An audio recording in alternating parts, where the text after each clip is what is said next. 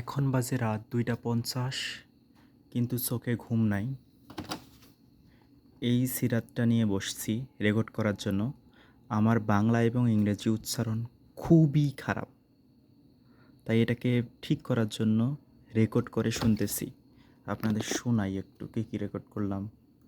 পৃথিবী তখন ঘোর অমানিসায় আচ্ছন্ন, চারদিকে অন্ধকারের কালো থাবা, অন্যায় উৎপীড়ন, অনিয়ম অবিচার, জুলুম অত্যাচারের জাতাকলে পিষ্ট সমাজ জীবন। কোথাও কোনো নিয়ম নেই, নেই সুবিচারের নিশ্চয়তা। বাহুবল ও পেশিশক্তি সেখানে শেষ কথা। ক্ষমতার জোর ও প্রতিপত্তির দণ্ডের কাছে ডুকরে কেঁদে ওঠে মানবতা।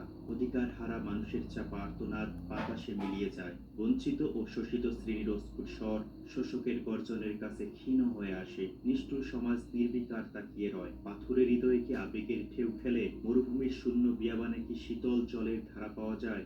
সেখানে তো কেবল খড়খড়ে শূন্যতা। মরুচারী বেদুইনরাও হয়ে গিয়েছিল মরুভূমির মতোই ফাঁপা, অন্তঃসার শূন্য আর কঠোর।